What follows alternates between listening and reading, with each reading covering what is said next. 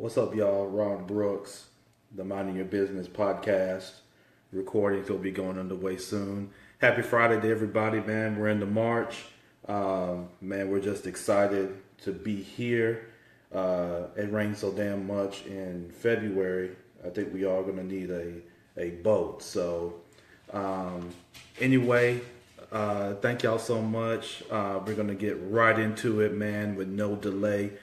We've got a special show. I'm going to get started recording here shortly. We've got a special guest that's going to join me right here. For those that are going to be on Facebook Live, you'll be able to join in with the guest that I'm going to introduce. Very special guest that's got a great podcast show himself that I've added into my repertoire that you should as well.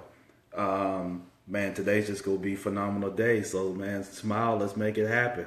It's March.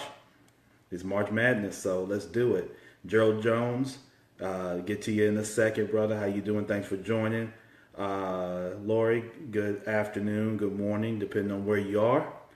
And, man, I'm just excited just to be here on today. Hopefully it starts warming up. We've had a rough winter here in Memphis.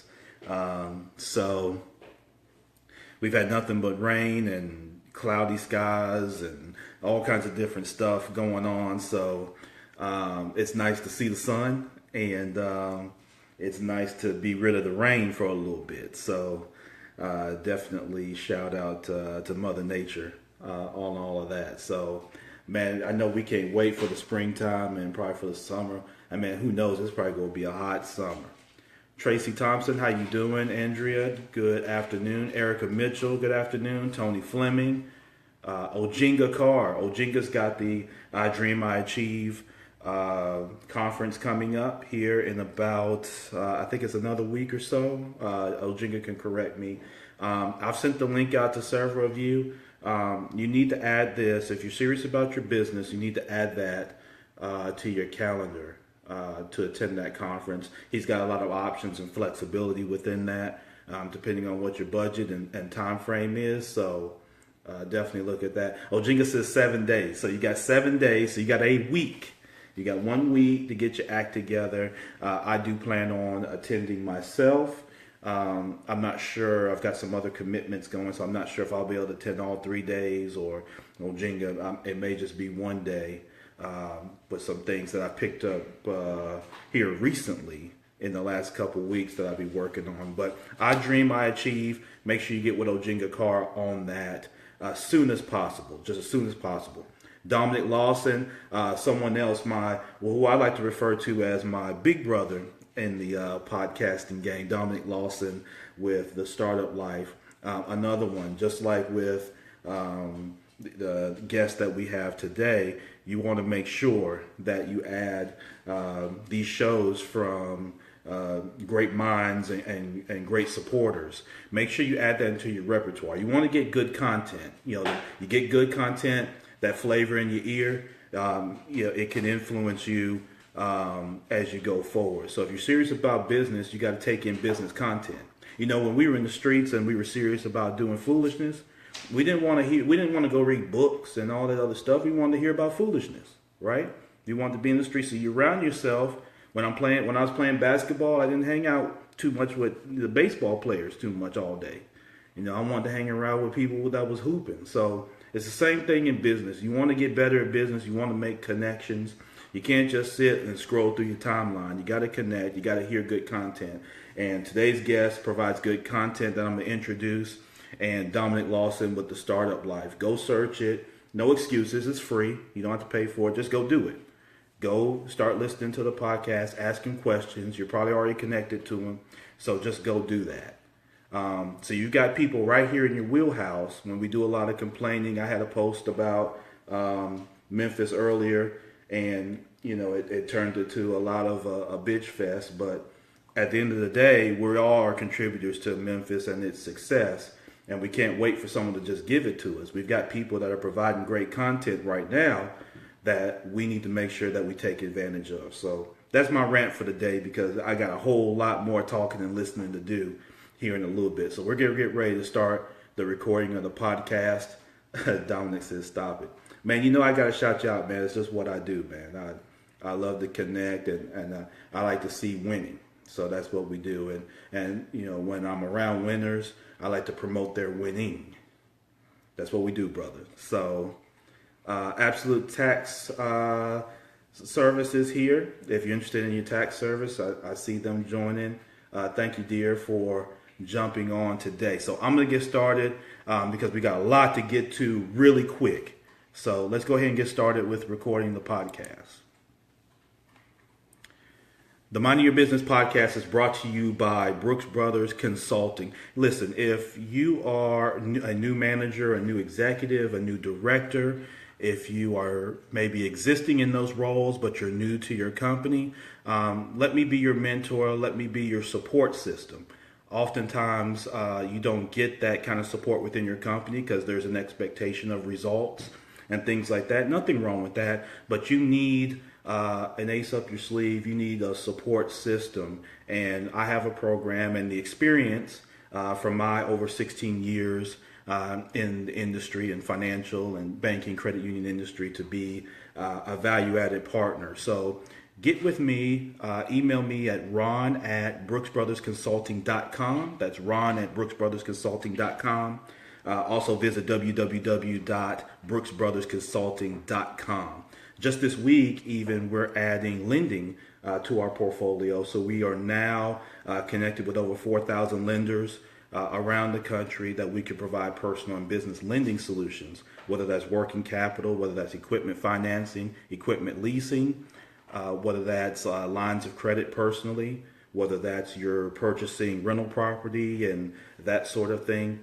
Get with me ASAP. I've got lenders that are anxious to lend the right way. So we're not looking to just add debt for the sake of adding debt, but to add a vehicle for you to acquire an asset so that you can elevate yourself personally or elevate yourself professionally with your business. So make sure that you get with me, inbox me, or again, email me at the email address that I just gave.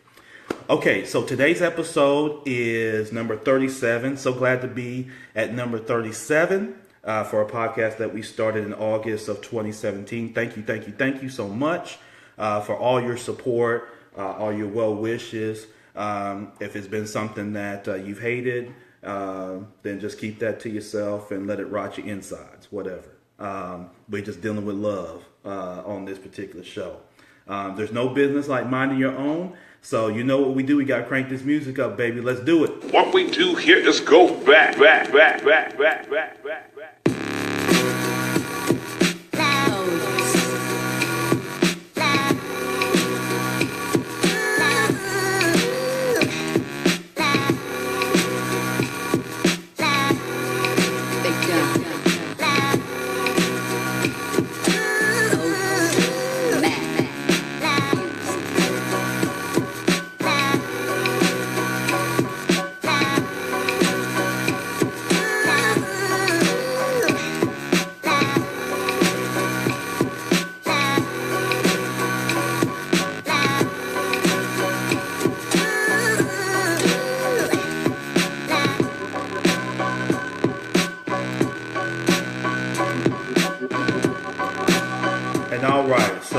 We had to get our intro on for the show. The Minding Your Business podcast comes to you every Friday. Make sure you check us out, www.themyb, M is in Mary, Y is in yellow, B is in boy, podcast.com, themybpodcast.com. Thank you so much. You can check us out, Apple Podcasts, Stitcher, SoundCloud, YouTube, iHeartRadio, and everywhere else that you download great podcast content. So today's episode number 37, excited about this. This is the Black Panther edition. You see I got my black on. For those that are not familiar, I'm going to stand up just a little bit. If you're on the Facebook Live, you can see. Shout out to my man Elliot Sales with Maine t-shirts. That's what we say down here in Memphis. For those that aren't familiar, we don't say man, we say Maine. So I am a man. This is the 50th edition, gold edition here, and it relates to the Dr. King days of the sanitation strike that occurred here in Memphis, which brought Dr. Martin Luther King Jr. here to Memphis, and ultimately where he experienced his ultimate demise here in Memphis, Tennessee. But supporting a local business owner, make sure you go to maintshirts.com. You can get yours. Do that today. Listen to the podcast and then do that today. maintshirts.com. My special guest today, as we talk about the Black Panther edition of the show, many of you have had now, hopefully, an opportunity to go see the movie. And if you hadn't, then you might want to turn this off because there may be a bit of a spoiler. And I never understood spoilers anyway because, hell, y'all so nosy, y'all gonna go see the movie anyway. It don't matter what they tell you about it. I'm the type of person that you can tell me everything gonna happen in the movie and I still won't see it, right? So I never understood that because it's not like the way you tell me is the way it's gonna play out in the movie because most folks either embellish it or do whatever. So I still have to visually see it to connect with it if it's in the movie format. So anyway, there's going to be a little bit of a spoiler alert. So if you hadn't had a chance to see the movie, do so if that's your desire. I think it's something that you'll enjoy in my opinion and the opinion of many others. But my guest today, all the way from Omaha, Nebraska, is a good friend, good brother, Gerald Jones, with BuyBlackPodcast.com is where you can check out his podcast. It's the BuyBlack Podcast, and it's all the way out of Omaha, Nebraska. And I want to invite him on. He's on the Facebook Live. I'd like to invite him on if I can. So Gerald, if you're out there, let me see if I can find you. And if I can find you, I will invite you on to be my guest here. Let's see. Gerald Jones. All right. So I believe I sent out my request to you, Gerald. So if you look at that, just click on the button and you'll be able to join right here on the Minding Your Business podcast via Facebook Live.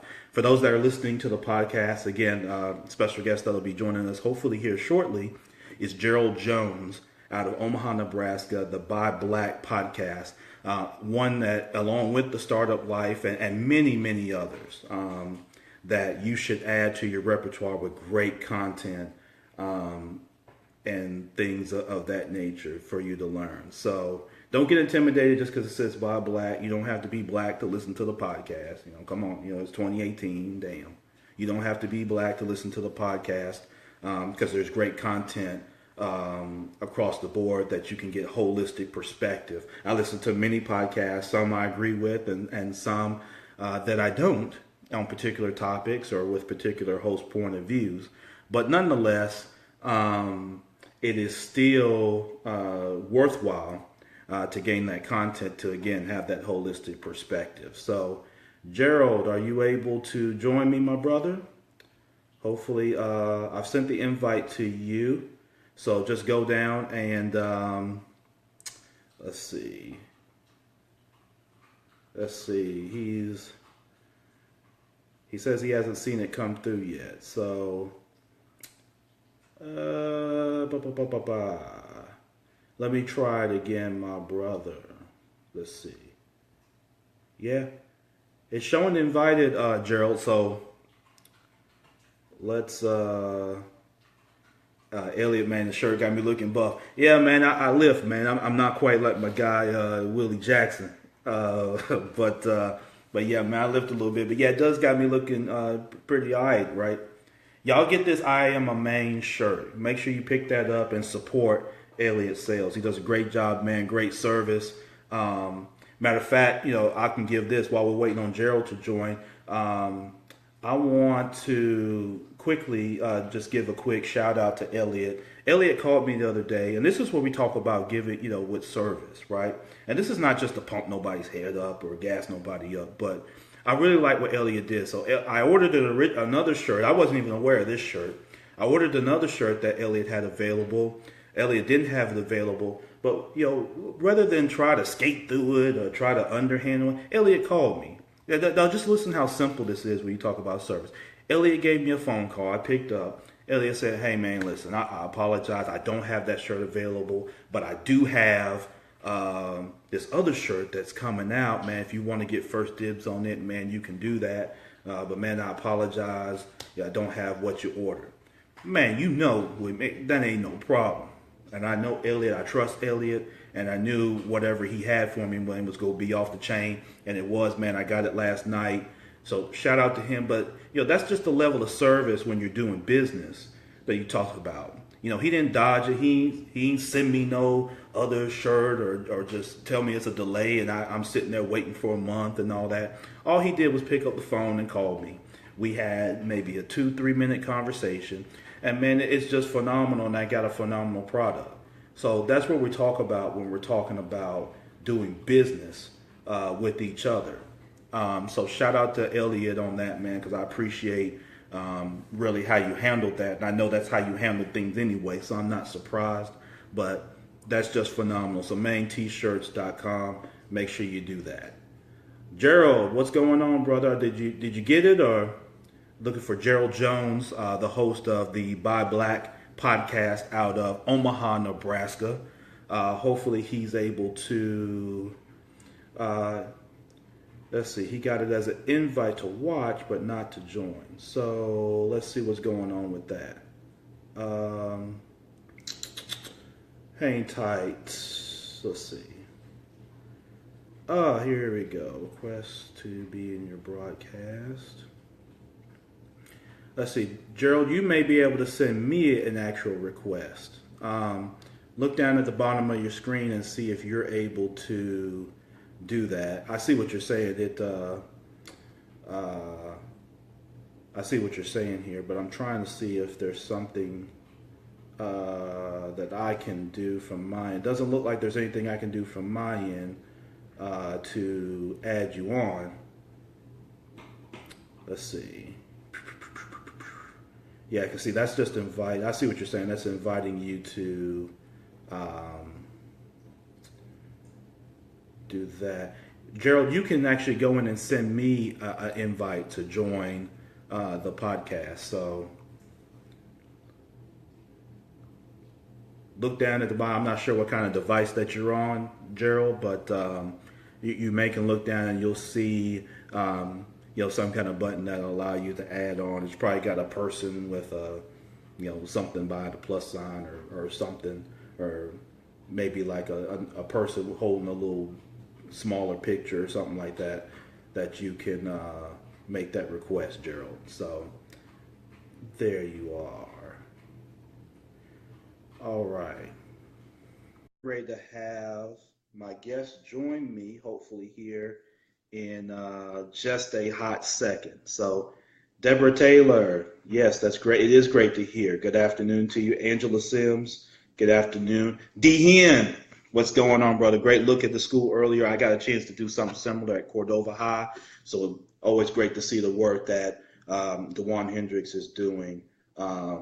Very, very connected here within the city and loves to move forward with some things positively.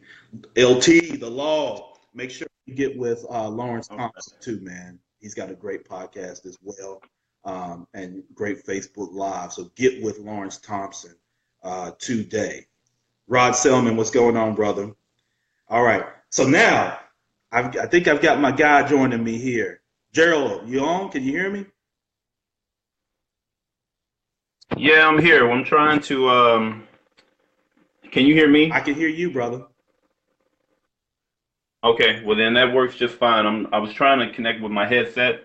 I got it covering up my camera right now. I was trying to do it from my desktop. Yeah. And it didn't give me the option to join you from my desktop, so I had to do it on the phone. Oh, okay. Yeah. So I'm actually here on the phone here, brother. That's how I've done it. I haven't even figured out how to do it from the desktop. So we're innovators like that, man. We jump on it with the phone first.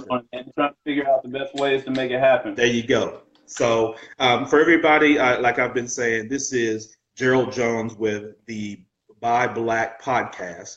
Gerald, and you're out of Omaha, Nebraska, right, Gerald? Absolutely. Yeah, absolutely. So I spent a little time in Omaha, man. That's a nice, clean city, man. I don't even know if I saw one piece of trash on the ground when I was in downtown Omaha, man. It's hard to find them here, man. I'm telling you, it is a great place to live. I love being up here. I moved from California over here for my job, and I like being closer to home to Arkansas, but I'm not trying to go all the way back home. Right. I hear you, man. So, man, why don't you start? And I know we want to get into some of the Black Panther dialogue that you and I've had a chance to kind of, have online. I'm glad we're able to take this opportunity, man. So I appreciate you taking time. Why don't you tell everybody, the audience, a little bit about yourself and about your podcast? Yeah, yeah, absolutely. So, BuyBlack podcast, I started it about, man, it's March now. So, going on eight months ago, I started it July 5th, 2017, the 1 year anniversary of Alton Sterling being shot down in Baton Rouge. And then, of course, a day later, we had Philando Castile, who was shot in Minneapolis, and those things just happened at a time where I had just finished my degree. The last class I took was an entrepreneurship class, and I was looking for what's my next project going to be. Because when you get done with school, it's like Ricky Bobby, like I don't know what to do with my hands. Right. And so um, I was going to start, just a small training consulting, firm or whatever, and eventually, go off and do that. But then those events happened, and I said, okay, I need to do something that's designed to help build up in the community. And what skills do I have? And the only skills I really have is, I'm great at building relationships with people. I'm great at understanding how to help people solve problems with branding, marketing, leadership, whatever. And it was like, so why don't I just try to connect people? I'll create a platform where I can connect people. And it took me about 9 months to figure out what that should look like. Yeah. But it was around this time last year that the idea hit me of I need to have a podcast. What is the podcast going to be? The Buy Black podcast kind of came to me after talking to a friend, and the whole idea was I'm going to put black business owners in front of this audience, and those people are going to learn those businesses, see the value that they bring, and then go out and buy from them. And then also, I'm going to have this audience of people who maybe much like me spent their entire life thinking I'm just going to be a really great employee and get a good salary and I'll live comfortable, Right. and then eventually realize I want to do more. I want to own a business, but I don't think I can. Let me put these folks who've done it out in front of the audience, telling their stories, giving advice, and then let people see that it's just normal people out here just like them that can start a business, be successful, and if they can do it, then you can do it. And so it's really a twofold project of I want our black business owners to get much more exposure to the market so people understand the value that we're bringing, Yes. but I also want so many more people to be able to see a black business owner that doesn't already have $1 billion industry behind them. That's not a Damon John or Jay Z or whoever it is. Right. Like this is literally the person right down the street, and they're learning the same way that you're gonna have to learn. So you can do it. And so it's really twofold intended to do that. Yeah, absolutely, man. Definitely with you there. And so, for people that want to check out the podcast, how can they do so? So they're here in Memphis or Yeah, wherever absolutely. they So are. the quickest, easiest way, I actually dropped a link in the comments for the video. That link is to buyblackpodcast.com/app. If you click on that link, it'll take you directly to my site, and you can pick either Apple or Android, whatever kind of phone you got. Click on the link associated with that. It'll download my app right to your phone. From that app, you get all the episodes, you get bonus content, and you can call me or email me directly from the app. It's all right there. So that's my virtual business card, man. You download the app, you got me. There you go, man. That's phenomenal, man. So I encourage everybody, if you're listening to this podcast, again, our guest is Gerald Jones with the Buy Black podcast. That's buyblackpodcast.com. And make sure you download the app. I need to do that as soon as the show's over. And I encourage everybody to go ahead and do that now as you're listening or as you're engaging with us on Facebook Live. So thank you for that, Gerald. So let's get into some of the Black Panther. So you've had a chance to see Black Panther, right? Yep, I've seen it. I saw it 2 times. Okay, yeah. So I saw it twice. I saw it as a pre-screen the day before it was released, and man, I saw it last Friday. So what were just your overall general thoughts, on it, Gerald, before we get specific? For me, overall, with the movie, it it achieved much more than I expected it to. I never knew about the character. I'm not a comic book person. So when I heard about this coming out, I heard about it through all the social media and all the build up that we gave it Right. of how huge it was going to be for the community. And so I was hoping that it would deliver. And to me, my overall thoughts, I mean, we can get in all the details, but overall, it delivered and much more what people hyped it up to be and what we really needed and expected it to be. Yeah. Absolutely, I would agree with that. I thought that I'm not a huge comic book guy, man, but I was somewhat familiar with the character just through natural. When you start digging into some of the Marvel stuff, and then you're like, okay, Black Panther. Some years ago. Then he was in kind of as a cameo in the Captain America Civil War movie, which I Hmm. got a chance to kind of see. So it's like, oh, okay, well, I know that's coming soon. So that kind of started, I think, some of the initial hype with the comic book heads. And then, like you say, as it got closer and closer to the date and the advertising increased on it, it just really blew up. And then by the time it got to the release date, man, we had just gone plumb crazy with it. Yeah, absolutely. And For good reason, though. yeah, exactly. For good reason. So, and so let's look at it from the business perspective, if we can, Gerald. Um, what do you see as obviously from a numbers perspective, it's well over 700 million. The budget for the movie was 200 million, so obviously they made their money hand over fist, way over above budget. And this is without it even being released, Gerald, in China. So China doesn't release until I think March the 9th. And Oh, everybody, wow, I didn't know that. yeah, so it's been released around the world with the exception of China. And so I found that very interesting considering the population of China, although a lot of it's very rural. And within the cities, there's a dense population. But, where do you see the impact of it from a business perspective? And again, kind of maybe relating that to the Black community.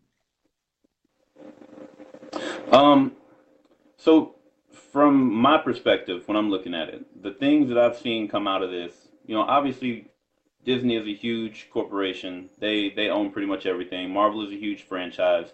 And so there's a lot of IP wrapped around that, and those folks are gonna get their coins, right? They put out an incredible movie, and then the cast that they put inside of this, that almost all black cast, they're gonna be getting their coins, right? So that's a win-win in that situation. I've heard people complaining, the super woke, I call them the super woke friends, right? The black superheroes, Right. um, get online and they're like, "Why are you giving your money to Disney and Marvel and all this kind of?" It's like, look, bro, that's an all black cast. Those folks are gonna be getting coins from us supporting that. So yeah, that's just life. The bigger companies, yeah, they're not black owned companies, but they have entire crews there that are black that are getting money. So that's one thing. The thing that I'm seeing kind of more at the local level though is the amount of merchandise that's coming out of this, right? Yeah, Because absolutely. people can create original art based on a a movie like this and then put that on the t-shirts, put that onto, hoodies. I mean, before the movie even released, I already had ordered a hoodie from that I saw on a Facebook ad for like $60. I didn't care. It Right. looked good. I was getting it, right? Right. So I mean, there's opportunities like that for individuals who are creative, who can create an original spin on something that was from the movie and boom, turn that into money, turn that into a business. Right. So I mean, from the initial perspective, I look at it and just say, there's opportunity there. Whenever you see something that's popular that actually hits and it hits people emotionally like that, and then there's so many key quotes and things that came out of that movie. I mean, we got to be looking at it and saying, okay, how can I capitalize on this, Right. right? How can I go out and build some business off of this in a legal way? Those are the first things that I saw come out of it, even within the first weeks before the movie came out. Yeah, absolutely. So you touched on several good points there, Gerald, that I want to expound on where you talk about the merchandising and things like that, where it's created like popular movies tend to do, but this is done so for, several black business owners where they've been able to, capitalize off the attention and just the fanfare of it, like you say, in a positive way. Even here locally, there's a chocolatier, Philip Ashley Ricks. I'm not sure if he's watching on Facebook Live, or he might listen to the podcast later. But he's a chocolatier here that has his own versions of very specialized chocolates that he's done based on the movie and based on Hmm. artifacts and technology, from the movie. There's been several, like you say, from the merchandising, all from clothing to, like say, podcasts that are getting into it, to people have started shows off of it. People have been able to dig a little bit more into the travel and some of the technology. Matter of fact, right here in Memphis, Memphis was one of the cities, Gerald, that was approved for $1 million from Disney to start up a STEM kind of facility here based on the technology from the movie. And so, I saw that post that you made earlier. That was incredible. yeah, I love it. yeah. So, And and that's the really cool thing about this is that you think about how art inspires life that way, right? right, Um, we talk about in Star Trek, 30, 40 years ago, they had all this technology that we have now. That's because somebody back then envisioned this thing in their head and they just made it up on screen. Like this is just something we're using. And then you can turn around and however much longer after that it is that the technology catches up, you got engineers who can actually build that thing and turn it into an industry. Well now in 2018, we're literally in that spot of they just made up a bunch of stuff that they put on screen in Black Panther, and I guarantee you, there's already engineers that are out there and they're coding that stuff right, and they're trying to figure out how can I make that real, and it's not going to be 30, 40 years. It'll be like 2, 3 years that you've got some kind of crazy hologram thing that they built on screen because all it takes is a creative mind tied with an engineering mind and you can build things that change the world, right. which is kind of how technology has boomed. So I saw that was really cool that Memphis is getting um, taking that initial popularity and then capitalizing on that to build something that is going to work for the community in the long term. Yeah, absolutely. So, Gerald, and for the listeners, I want to share some facts from a business perspective that I pulled up from kind of around the world. I want to get your thoughts on this. Of course, the movie's done very well in America. Of course, that's without question. But what's interesting is when you go around the world, I'm gonna read you a few facts. So in the UK, so far, it's generated $44 million, 43.8 million has been generated in the UK. Korea, 38.1 million. Brazil, 20.6 million. Australia, 18.8 million. Mexico, 18.8 million. France, 17.5 million. Germany, 12 million. Taiwan, 11.3 million. Indonesia, think of Indonesia in the population, 10.5 million. And Malaysia, Wow. 8.4 million. And Malaysia, we're hugely rural, $8.4 million that is generated so far. And the movie just came out February 16th. Just to Yeah. compare, Star Wars: The Last Jedi so far has generated 1.3 billion, and it came out in mid-December. So it's been out Yeah. now. Let's just call it, not quite 90 days. Let's just call it, 65 days to 70 days. So really twice the time that, or more than twice the time that Black Panther has been out. Black Panther's at 760 million overall, and then Star Wars, which has been out, you're talking about 40 years of Right. followership through, and when you put that in movies terms, that's a lot of generations of people, right? Think of who were the first people to see Star Wars? That's early baby boomers, right? So, what are your thoughts as you see it, the global piece of it, and particularly in countries where we don't have huge population, we being, blacks, don't have huge Right. population, but it's still doing very well with an all black cast, mostly all black cast except for one character. Well, I would say we may not have a huge population, but blackness is consumed around the globe It is. at a higher rate probably than any other culture, and that's mainly because of the fact that the United States exports all of its media around the globe, right? And then we are the feature of quite a bit of the media that goes out from the United States to the rest of the world. And that's a positive and a negative thing for us, right? Because we don't control that media. We don't control that image of us that's presented. Um, And so a lot of the images that the rest of the world gets of us are not positive. They're more negative. They're more gangster glorified and all of that. And then when we travel, when we travel around the globe, we find out just exactly what the rest of the world sees in us that may not be accurate, right? Right. Um, but because of that, because of the popularity of blackness in media around the world, when you have an entire movie production that goes out like this with the budget that it had, with the fanfare that it had, and the fact that it's a part of the Marvel series, which is already, I mean, they make phenomenal movies anyway, Exactly. so people are going to go see it.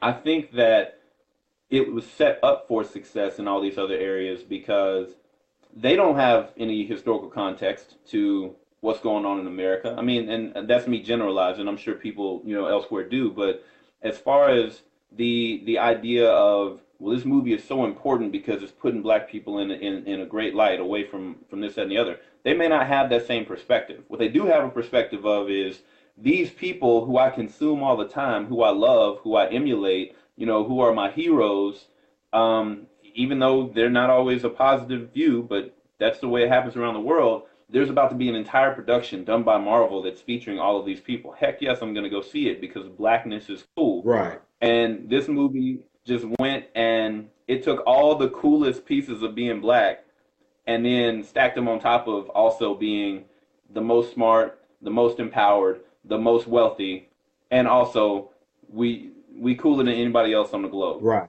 Just deal with it. I mean, I think it was an incredible message, but I think it's a message that outside of the United States is they want to see it just as much as we do. Right. Because they love what it is to be us. Everybody wants to be us or like us in some way and consume it.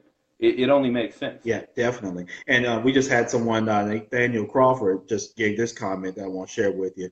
Everyone wants black culture. They just don't always get it from black people. Black Panther is changing that. And that's something that it speaks to what you just said, Gerald. But I want to expound on that for a quick second, because, one of the things that I hope comes from the movie, so from a business perspective, and then we'll get culturally, is that from a business standpoint, that you earlier spoke of kind of that process. I think in terms of process. I'm a Six Sigma kind of guy, so I think in terms of A, B, C, D going down like almost like an assembly line. And of course, the front end of the movie is still non-black, as you mentioned. Marvel executives and their vendors and things like that are the front load engine of the movie. And then we're covering a big part of the back end, which is the director, the acting, and some of that. And what I hope that it inspires is that we're able to get involved in the front end of it, so that the entire process is us and not just the maybe the latter 50%, maybe even 60%, however you want to do that.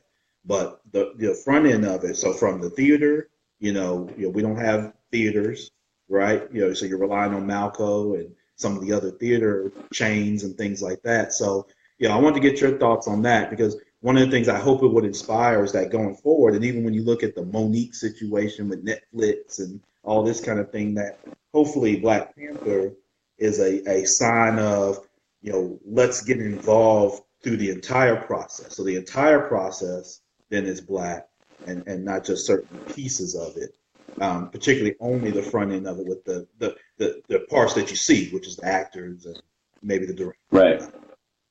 And in principle, that's the exact same thing that we see with the NFL and the NBA and any other major sports organization, right? You see the athletes and you see those $1 million, paydays that they're getting, Mm-hmm. but that's just that's a fraction of the money that's floating, right? Right?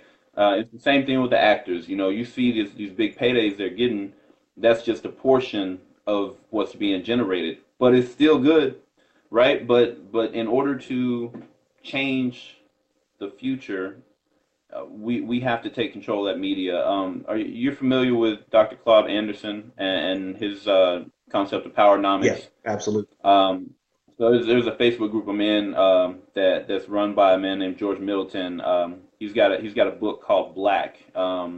Is Beliefs Limiting Authentic Cultural Knowledge is the name of this book. But he has a group called it's called Flock, which is 5 levels of control, right? Which Right. is Dr. Claude Anderson's thing, talking about the 5 levels of control, starting with economic, then moving to political, moving to justice, and then media, and then education, Mm. right? And that media is exactly what you're talking about. If you don't control the media, you don't control your image. Right. If you don't own the platform, then you don't have any say on how you are presented in that platform. And you have to hope that something comes along where the people in power say, you know what we're going to do? We're going to give $220 million to this black director who's only on his third movie, and we're going to give him carte blanche to create his vision, Right. and then he's just gonna go out and do it. You have to hope that you have people in the positions who see the value of doing that Right. to give us the platform to make something like this happen. But what we got to have in the future is eventually we need to not need that. We need to be in a position where we own that media platform and can say this is how blackness is going to be represented. Right. This is how we are going to be put out into the world, because we have to control our image if we're going to be able to control our future, right? And so I hope that out of the conversations we have behind Black Panther, Mm. that there are more people who get that.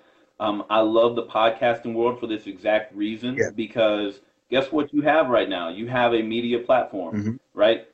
Creating a podcast is literally creating a media platform from scratch, and you get to control everything about how that content presents you, your brand, your personality, and your blackness if you've got a black podcast. Right. Nobody's coming in and saying you can't say that, you can't do this, oh, we're going to have to pull the plug on it. Bro, it doesn't cost me that much to run this. All I'm doing is going out here and I got my message, and I'm going to build an audience, and we are all going to be on the same page about what it means to be us. Right. This is a start, right? Podcasting is a place to start. And eventually we got to move, just like you said, into those other arenas. We got to get more radio stations that we control. We got to get more television stations we control. We have to create our own movie production companies that we control. And of course, it's going to start smaller because we're starting from that deficit. Right. But it can be done. Yeah. And it has to be done in order for us to really take control of that image, because like we were saying earlier, there's a global image of what blackness is, and it is mainly based around the thug African American. Right. To the point that even in Africa, our African brothers and sisters come over here and they don't want to have nothing to do with us because all they've seen is this negative image of us that's been put out Exactly. there. When we take control of that image, we can start pushing out a positive view of what it is to be black. Not that whole, what is that, politics of respect or whatever that stuff people like, Yeah. right? We ain't talking about that. Nah. But the fact that we can have our swag, we can have our vernacular, we can have our ebonics, and we can still walk into a room and be as intelligent or better or smarter or more prepared to go and run things as you and still maintain that coolness that it is to be us. There's nobody else in the world that can do that, right? Right. And we have to own the media to be able to put us out there that way. Yeah. You know, Black Panther did a great job of it, but it can't stop there because it's still dependent on somebody else seeing the vision, using their resources to help us. We got to have our own resources. We got to just do it ourselves. No, definitely agree. And that was one of the big points that I took away, definitely, Gerald. And Nathaniel makes another comment, says we need to use our financial and cultural leverage. And Nathaniel, you're exactly right. That's really what Gerald was speaking to, is that it's got to continue and we got to be able to have the leverage. And Gerald's also right in terms of podcasting. One of the things that influenced me with that was the ability to create a platform, not just for myself, kind of like you, Gerald, you create it for others, to have a very authentic, very true, podcast of who we are, as opposed to, again, jumping on someone else's wagon, to hope that they allow us creative control. And then when they don't, we get upset, we get pissed off. And that's kind of been our story in America for the last, greater part of 100 years or so. So, I do want to get to the cultural piece of it with you, Gerald. And just to let everybody know, again, this is Gerald Jones with the BuyBlack podcast, BuyBlackPodcast.com. Make sure you check out and download the app today. Today as in today. I want to play a snippet of a scene that's has a quote in it And this is T'Challa, who is the Black Panther, and Killmonger, who is played by Michael B. Jordan. And what I want to do is I want to play this little snippet and get your thoughts on this scene here. So I want everybody to listen to this real quick.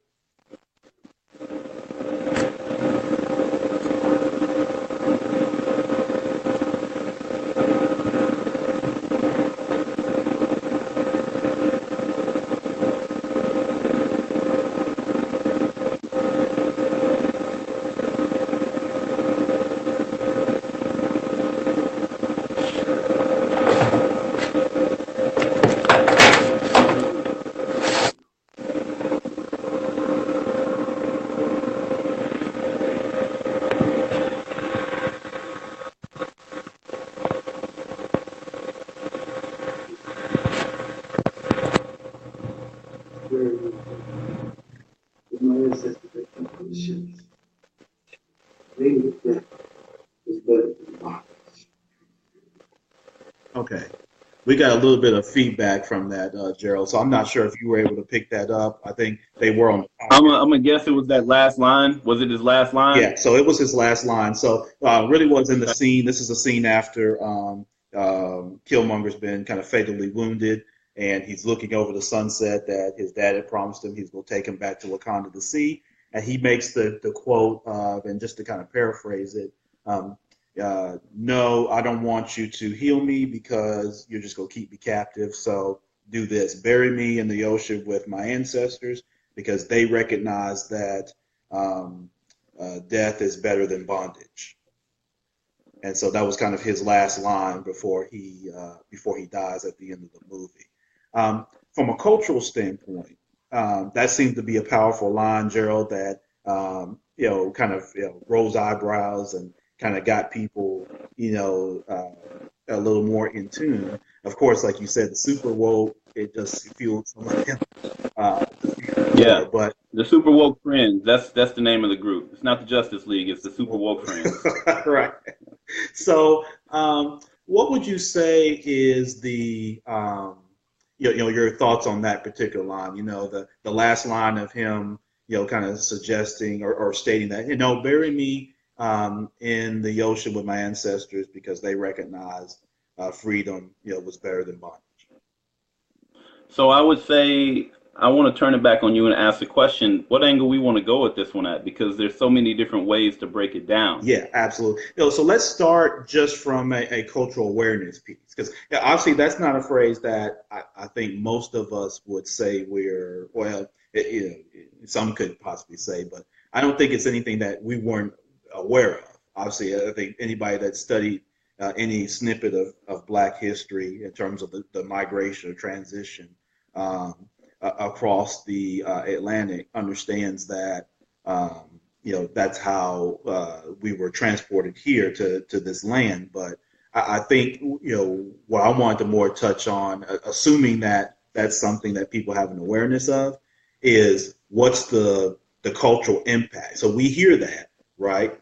And then we kind of take it, and again, sometimes from a social media standpoint, we sensationalize things for a moment until the next shiny object comes up, and then our attention goes to that. Right. What do you see from a cultural standpoint of the impact of a line like that? That a lot of people, in their opinion, have regarded as a very powerful line in the movie. Yeah, so it was a powerful line. I think from a cultural standpoint of people who are already familiar with that history of the slave trade, I'll be honest, I feel like I won't even say out of context, but taken by a person with the wrong mentality, that can be a very dangerous line. Because if you take the fullness of what his character represented, right?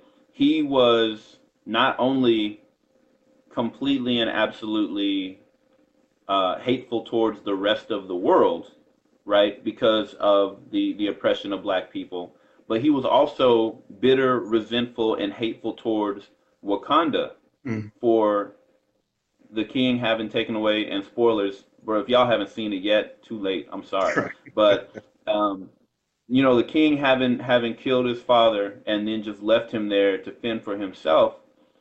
he was hateful towards both sides. He wanted to. He had a crash and burn it all mentality, Right. and so in his mind, and not even in his mind, his entire life's actions were, I'm going to do whatever I have to do to get revenge on the people who abandoned me, and to use what they have available to destroy the people who are oppressing, black people around the globe. So I mean, he was 100% on I'm gonna do whatever I have to do. I'm gonna hurt whoever I have to hurt in order to get my revenge, in order to put us in the position where I want us to be. And in the end of it, the options of, live and potentially see a better future, or die right now because you failed to avenge, yourself or your father or whatever it was. The choice was, no, I'm just gonna die because you're not gonna put me in chains. Now, I know what they meant to do with that, but from the standpoint of putting that into the minds of somebody now who's gonna look and say, yeah, death is better than bondage, and we still in bondage. So, Yeah. revolution time. Mhm. Like, Right. not helpful, Right. not right. That in the wrong hands, that's just they're going to it's going to go to some people's brains the wrong way, Right. and that I don't think is productive, because the the revolution is not beyond televised. It's Facebook Live, right? Right. And the revolution doesn't have to have a single thing to do with a gun today. The revolution is already happening, and we talk about the super woke friends, right? But we are conscious as a community. We're becoming more conscious. We're becoming more awake to the constructs that are around us, and we have the ability to change it piece by piece, and we're coming together to do that. So, I would say community is better than bondage, Mhm. right? Death is not the option right now. Right. Fighting is not the option, and then death is not the option. It's literally looking and saying, we have had the power this entire time. A movie like this just brings it to the surface. Now, what do we do afterwards? We come to each other. We recognize, yeah, we're in a form of bondage, but we also have more power now, and that power grows the more that we build with each other to take advantage, to leverage, like Nathaniel said, Right. the power that we have. No, I'm not ready to die because there's too many people behind me that need what I have to give, and too many people by my side who gonna depend on me to be there for them. So I'm sorry, bro, I can't Right. hit you Yeah. on that one. Yeah. No doubt. I'm not ready to die either. I'm ready to more unify and kind of bring together. So I'm definitely with you there. One of the things that came as we continue on the theme of culture, Gerald, is the debate between the motives. Right. You kind of touched on that. So you've got Black Panther, T'Challa, and you've got Killmonger, and some people have given a parallel to Dr. Martin Luther King Jr. and Malcolm X, and how Hmm. for much of their kind of latter lives, they had what many have described as contrasting um, perspectives or approaches to how to solve the ails of the community. And of course, in the movie, that kind of manifested. Whether you want to make that link to those two gentlemen or not is people's choice. But what does play out is you've got a contrasting, and both make valid points. Obviously, Black Panther makes a point of, if you expose ourselves to the rest of the world, they have a corrupt way of taking that and using it for a greater evil, right? That threaten Hmm. us as well as the rest of the world. And like you described, Killmonger is kind of driven by pain, and within himself, but he also sees how the rest of the world has suffered by not having the resources that Wakanda has, that can provide for the rest of the world to solve those ails. And in order to solve those ails, though, requires a revolution against, like you say, the oppressor. Um, Yep. what's your thoughts on that argument? And I'll even ask you, where do you fall in that line in terms of, is there one side that kind of fits your perspective or not, and why? Yeah. I love that you asked me that, because you asked me anything about Malcolm, and I'm gonna get to talking on you. Yeah. So on the very basis of that whole argument people are making, disagree with it 100%. All right, Malcolm X is nowhere to be seen in this. I'm sorry, scratch that backwards. Yeah. Martin Luther King is nowhere to be seen in this movie, right? This whole thing, oh, T'Challa is Martin and Killmonger is Malcolm. No, T'Challa is Malcolm, and Killmonger is Malcolm. Right. Martin was nowhere in this movie, right? If you understood what Malcolm X was about why are we concerned with what these folks are doing out here? We need to take care of our community first. Right. You can't go out and seek the love and support from this other community out here who's oppressing you. You need to turn inwards, love yourself, take care of your own community, right? Take care of each other, educate your own kids, take care of your own resources, support your own businesses, do that all internally. Don't be worried about what they're doing out there. Right. That was T'Challa before meeting Killmonger, right? T'Challa was Malcolm before he left the nation, right? Yeah. And even then, it wasn't about even Malcolm back in the day. It was about defense. We're going to be armed to defend ourselves. You come in our community, you harm us, we got you. But we're not coming out looking for you, right? And so when you take Malcolm before he left the nation, and then Malcolm after he left the nation is really T'Challa after he met Killmonger, right? Because after T'Challa met Killmonger, he realized, oh, I got brothers and sisters all over the world who need what I've got. We need to go out and we need to connect with them. This villain opened my eyes to see that there are so many more people in the world who need what we need and need this brotherhood and this sisterhood, and we're going to give it to them. Thank you for opening my eyes. But throughout this entire movie, Malcolm was dead center in who T'Challa was. Killmonger, who was I talking to? I think I was on Mocha Minutes podcast with Stephanie Williams, her great podcast, by the way. Definitely. I was on with her, and then I was on with her and crap. Ron's gonna kill me. Yeah. Anyway, the Why So Serious podcast, right? Brandon Carr. So Brandon Carr with the Why So Serious podcast, we did a Black Panther review, and on that episode, Brandon brought out talking about crap, and in trying to remember the name, I completely forgot what I was about to say. So forget that. I'll come back to it. Okay. But the whole point. Crap, I lost it. It's so gone now. All right, never mind. Quit. That's enough.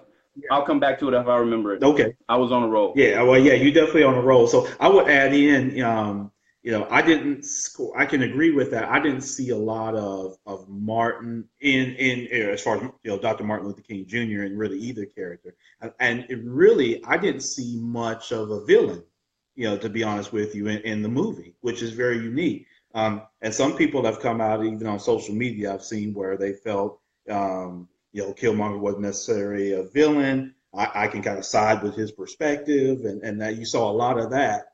I saw both points. Even to the former king, T'Challa's dad, the former king, where, like you say, when he got that perspective, and he confronts him as to, why would you do that? Why didn't you go after this people, and why didn't you help, and things like that?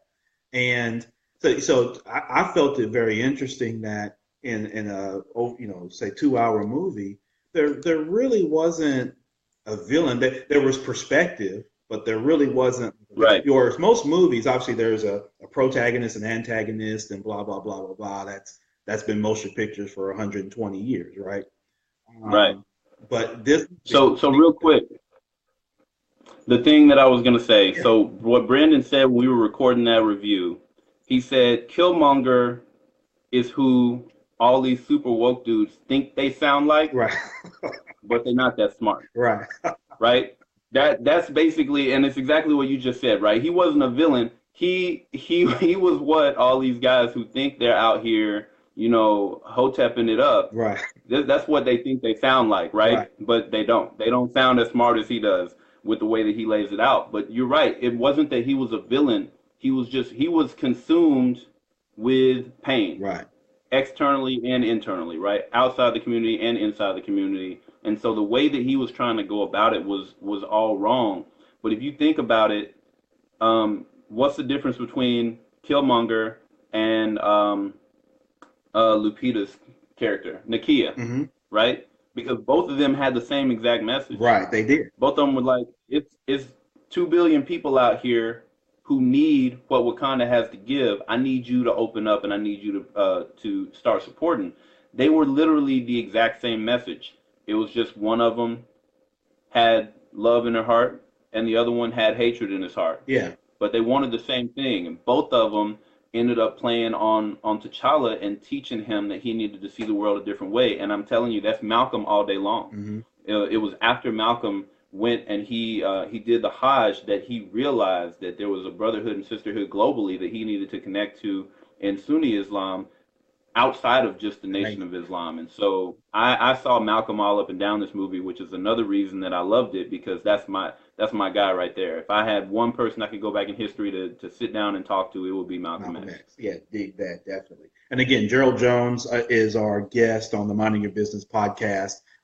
Visit www.buyblackpodcast.com and make sure that you download the app as well in your app store. So, Gerald, let's talk some too quickly about the female characters. So we've talked about the male characters, but obviously, one of the huge draws was the female characters, and from a cultural perspective, in terms of their, appearance, which women's appearance is always scrutinized and things like that. But one of the things that I found was, in this movie was when you've got strong men characters, and then you've got equally as strong, women characters.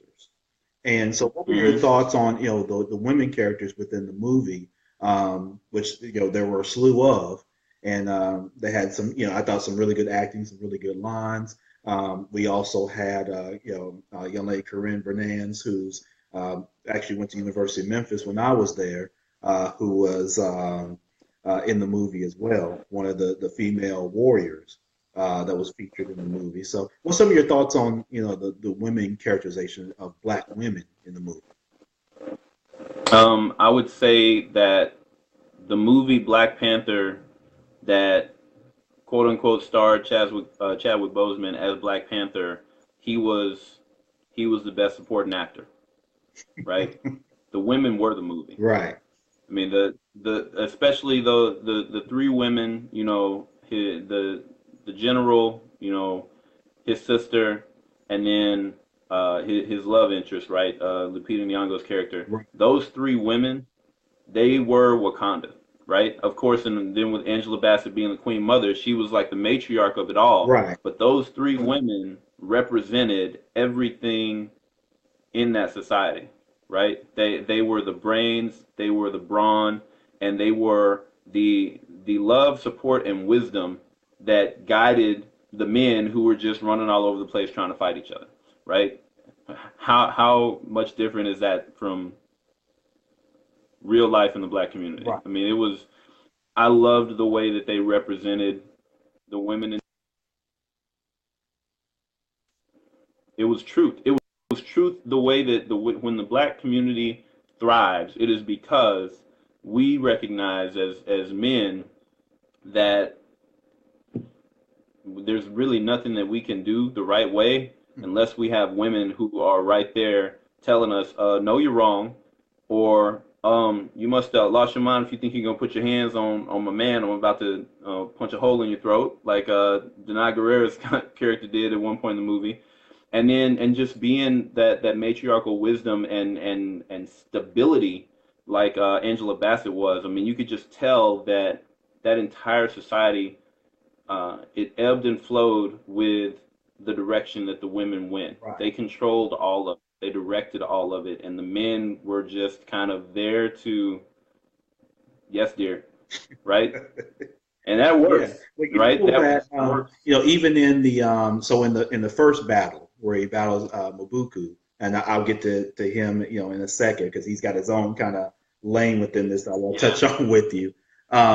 But if you look at when you look at this, T'Challa's influence, from his mother. Remember in that first battle where he's taking a little bit of an L, through that. Yeah. And he kind of glances up to her, and they got kind of a slow scene, and she makes the comment of remember who you are, Yeah, and, and show him who you are. Right. And you notice that's how black women have played that role with black men since the very beginning, right?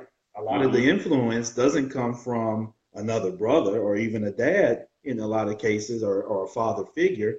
It's women. It's the woman that is the support system and is that kind of rock that believes, in black men. And you saw that manifested in that scene. And like you said, in a movie where essentially the defenders and the royal guard is all women, right? And if you think of the final battle, right, there are more women on the battlefield than there was men. Then there were You men. know, Absolutely. of course, you had the brother that kind of flip flop that turn, which you have that in everything. Um, and they tried to say that man was they had the little joke on meme on Facebook where they Yeah, they called him a Sigma. E9. Yeah, like, come Man. on, man. I don't even want to get that. That's almost like another podcast, man. And I Yeah, know yeah. it's We'll leave that one wrong. It's alone. all We'll just say that was wrong. yeah. Oh yeah, it was all. So a few of them were wrong, but it was funny though. It was definitely funny. But um, from the woman's standpoint, when you have women in leadership as a general, you've got women as that support system, Gerald. You've got a matriarch who's holding it down. You got the kind of the fun-loving tech, sister, which that's often missed in that industry. If we admit that when you look in the tech industry, you look in STEM programs and things like that, black women are often not represented or underrepresented. And then you've got just a slew again of characters that exude beauty and strength. And the beauty piece of it then is interesting to me. Because similar to what you saw in the black community, I've always made this joke, right? That light skinned brothers kind of died with Wesley, in New Jack City. When Wesley hit Christopher Williams in the hand with the knife, you know what I mean? And then when he took care of G Yeah. Money, that was it was a wrap for the light skinned brothers. Yeah, and then we But were we've back, come back man. like Yeah, four we times had since all then. that Albie Sure shit, brothers with the Pierre with the curl and all this, and the bright skin. And then Wesley came, and I took care of that and brought us back, man, from the brink. And we've been holding it down ever since. You know what I mean? We've been holding it down ever since. But nah, man, it's all in fun and love. But what I wanted to compare that to and get your thoughts on, Gerald, is how the women, who were not, you had the one scene where she wore the weave, but other than that, you're talking about they look like you and I in the head, right? You Yeah. bald-headed women, strong characters. Not, there were some, scenes of where they're dressed up and things like that, but otherwise they're in warrior kind of gear, warrior mode. So it wasn't an over sexualized, kind of, film or anything like that. There's no sex scene, and oftentimes our black women are portrayed as objects. Going to your Right. point of, how black men are perceived and often promoted to the world. African American women, to contrast that, are often promoted in a certain way, sexual objects, kind of just the lonely kind of hood baby mama, loud and of course you've had Tyler Perry scrutinized at that, Eddie Murphy and Martin Lawrence, and everybody in the Yeah. music industry has been scrutinized for that, and in some cases rightfully so. But what are your thoughts on the beauty? Because now I'm seeing people, and again going back to my joke of Wesley and G Money and Christopher Williams and all that, I'm seeing people now regard that as beauty, right? Yeah. Where in the past, it wasn't. You had to look like Lisa from Coming to America. It was considered the Yeah. Yeah. Yeah. I mean, I don't have a huge opinion on that, and that's just because I have my own personal preferences right. when it comes to those things, Yeah. and it has always been, black has always been the most beautiful thing in the world to me. Hmm. I, you know, take a look at my wife on my Facebook page. I love a beautiful dark skinned woman. So when I saw this movie, that was just like, yep, that's exactly who should be in those roles. But that's my own personal preference. Right. I think that the idea when we talk about colorism, right? The colorism thing is typically the lighter skin and the more European look Hmm. is what gets the parts and what gets the roles and what is considered beautiful and this, that, and the other. But when I bring me into it, I I experience the exact same thing, only it's different. My my vision of what is beautiful is darker and more natural, and so I have a bias, an internal bias that is against the lighter and more European look. That being the case, I don't think it's right for me to speak on it, just like it wouldn't be right for somebody coming on here and saying like I like a woman with that light complexion and that good hair and all this kind of stuff. Right. Um, my preference is the exact opposite of that, but for me to say that any light skinned woman or a woman who has a different texture of hair, anything like that, well, that's not as beautiful as the women that were on the screen. All of black women in our community are absolutely wonderful, beautiful, and gorgeous. Yeah. We have our preferences. My preferences just don't happen to go with what society has tried to tell me is beautiful. I just see it differently. Right, exactly. Well, and for me, for my wife, and we're coming up. This is our 11th year come June, and everybody, everybody in the free world see, my wife on the Facebook page, and she's a beautiful dark skinned woman, and I've had preferences that have varied maybe over the years, but I've always come back to just a strong willed mentality black woman, a tenaciously gifted, tenaciously strong, tenacious mindset to wanting to have beyond just materialistic living and things like that. So I'm definitely with you Yeah, there. And I really, again, man, Gerald, I love the way women were portrayed in it. And it's not just to get into the sensationalized piece of the Me Too movement and some of those kind of things. I think they can all tie in. But what I hope is that, again, like we talked earlier, that it inspires that level of characterization in movies going forward. So when we do get to a point where we have control of the entire process, we don't then emulate what we saw for the first 100 years. right. That's my fear, right? Is Yeah, we progress to that point, and then we go back because we think we become seduced by what they are, they being those that are in power now of the dollar and what right. sell quick. And if they get a sense that, or a couple of these don't work, maybe depending, and there's a slew of reasons why, but they put strong characters in the movie, it don't work, if they don't get their money back, do they revert to, and then, it's not just not Tyler Perry, but do they get to, Medea goes to Wakanda? You know what I mean? I Yeah, saw someone joke on yeah, Panther, Tyler Perry Frank. yeah, and we definitely don't want to see that.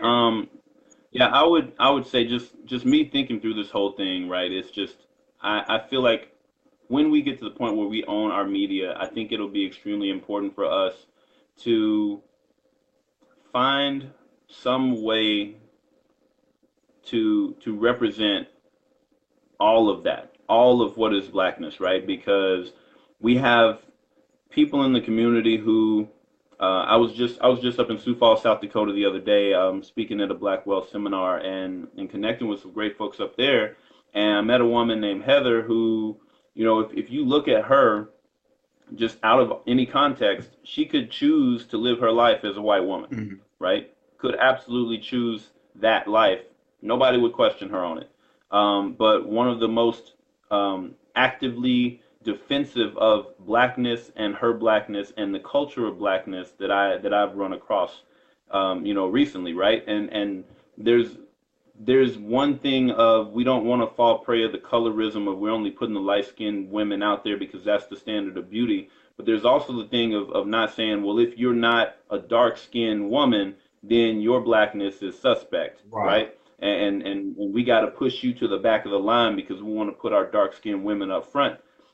For a time period, I think that's something that's going to have to happen just to break the cycle. Mhm. But once we're in control, blackness is blackness. All different shades, colors, creeds, ideas, political views. Blackness is blackness. And so we're going to have to find a way at some point to be able to represent all of what we are, men and women. And that diaspora that we have is so different across the globe. And every time you meet somebody who fills a different piece of that role, it's like a little bit of pride. It's just like, oh, I didn't even know you were out here, Right. right? And so at some point we're going to get to the point where we take control of it and the colorism goes away if we have the right people driving it, and it's just a matter of let's celebrate what it is to be black to you. Mhm. What are you bringing to this world, and how has your experience differed from me because of whether it's skin tone or whether it's whatever it is. Let's celebrate it, right? Right. Let's celebrate all those different things. I want to get to that point. Yeah, definitely. Most definitely. So, Gerald, man, I've really appreciated your time and your dialogue with this brother. Love what you do there with your podcast and the different ways that you're striving to connect this community and you work with business owners and that kind of thing. So I thank you so much. Any parting words, any last things or thoughts or anything else you'd like to discuss? No, nothing huge, man. We're gonna have to do this again on my show Yeah. because we had that other conversation about the spiritual side of this and Okay. kind of my out of the box thinking about a way to go forward with Wakanda in my ancestral history. But Okay. that's another conversation for another day on another show. Yeah. But I love this platform. I love the way that you do this with Facebook Live. I'm gonna have to look into doing some live stuff with my podcast because I love seeing the interaction and comments from everybody. I think it's great. So I appreciate you having me on, man. I can't wait to hear it come out and listen to it Yeah. on the show. Yeah, definitely. I'll make sure that you have it. Jason Daniels, who actually I did an episode with a few weeks ago, says good afternoon. So definitely good afternoon to you. JD just got back from a conference out in Vegas that I love to hear some more about. And, my family, Cleo Hayes, has joined. Linda says, Black Queens, yay. Linda Walton Robinson. So, yep, I agree with you, Linda. That's a astounding yay from all of us. So, um, yeah, again, Gerald Jones has been our guest, man. The BuyBlackPodcast.com is where you need to go right now. Make sure that you subscribe. Make sure that you interact with Gerald on his many platforms. Listen, subscribe to the podcast. If you've got ideas, things like that, I'm sure Gerald's open to those. But let's connect. Let's continue to build and download the app. I'm going to go do that now as soon as we get done with the podcast. My commitment is to go make sure that I can connect with Gerald that way through his app. And again, it doesn't get better unless we commit to the connectivity. As long as we just go sit back and talk about problems, and we can do that all day, and we can list out 1,000 problems with everything. But man, until we connect, and hopefully this movie, Black Panther, helps us connect. So not just the sensationalized of it's doing well and it's got a black cast, yada yada yada, but we take this and then apply that as art manifests itself in life. So Gerald Jones, brother, I owe you. I love you. I want to be on your show as a guest. So whenever we can make that happen, I'll make myself available for that. Gerald's put the link in here for those who are on Facebook Live. There's a link there that you just added, Gerald. Did you want to explain that real quick or make sure everybody? Yeah. So earlier I talked about having been on the Mocha Minutes podcast. It's hosted by Stephanie Williams, and so I just dropped the link for that. The more of our black media platforms we can support, and we can cross pollinate each other, I'm all about that. And if you're out here, listening and you have something valuable to say, and you feel like you don't get enough people to put it in front of, consider starting your own podcast, Yes. right? There is no shortage of space and opportunity in this market for new voices coming at it new ways. So let's build each other up, support each other, and when you come across something good, throw it out there, let other people get their hands on it. So that's just wanted to give a shout out to Stephanie and her show. Check that out. It is a great episode or a great show to listen to. Yeah, definitely. Connect with that show as well. I need to go out and listen to that one as well. So my commitment is to do that as well so I can get that content. Gerald's exactly right. I'm on Facebook Live on a Samsung Note 5. I upgraded. I kept the phone. Kept it on my plan. It's a few dollars a month, man, whatever. I kept the phone. I'm using it right now for my podcast, and then I'm recording from a desktop. I'm here in my sunroom. I got my dog running around behind me. He's chewing up books and shit and everything else. The phone's ringing in the background, so there's nothing big and sexy I'm not in no sexy studio. Nothing. You see where Gerald's is. I imagine Gerald's at home or Yeah. somewhere. So, we're not, I'm just yeah, in my office. This is literally my setup. yeah. So, That's it. you could be, That's all we doing. exactly. So, Gerald makes a point real quick that I want to end on is if you're interested in starting a podcast, you got people here now that have done so. Again, there's nothing, there's no producer in our ears. You know what I mean? Gerald does his show with his own content on whatever the hell he wants to do. I do it on whatever the hell I want to do. Dominic Lawson does it on whatever the hell he wants to do. So if you have a voice and you want to put it out, build your media platform through podcasting, Facebook Live, you jump on. I bought this microphone right here that, is capturing my recorded podcast, bought off Amazon. I mean, it's nothing. So Gerald's exactly right. Let your voice be heard. Let's connect, and let's just progress. So Gerald, thank you again so much, brother. I appreciate it. And we're going to wrap this thing up, man. I thank y'all so much. What we do here is go back. Man, let's have a great weekend, March the 2nd. Man, this year's already blown. It's already blown. Yeah. So before long, it's going to be springtime. What are you going to do to help edify the community and build a business? So do business with a black business this weekend, today. Make sure you do that. Connect on the podcast, and man, let's just be great. That's what Black Panther is about. It's about us being great and inspiring others to be great as well. So with that, Gerald, peace to you, man. Enjoy the rest of your day, brother. We'll talk. And thank y'all so much for joining the Minding Your Business podcast. On next week, we're going to have another topic with another guest. Yeah, you're not going to want to miss it because it's going to be a bit of a surprise. But I'm going to have an international guest in the music industry from Italy that's going to join. So she's going to be talking about music from here in Memphis to all around the world. She's got a song out. So, man, it's going to be incredible and definitely off the damn chain. I'm your host, Ron Brooks. Appreciate everybody on Facebook Live. Y'all connect with me, share this, listen to the podcast, www.themybpodcast.com. Peace to y'all.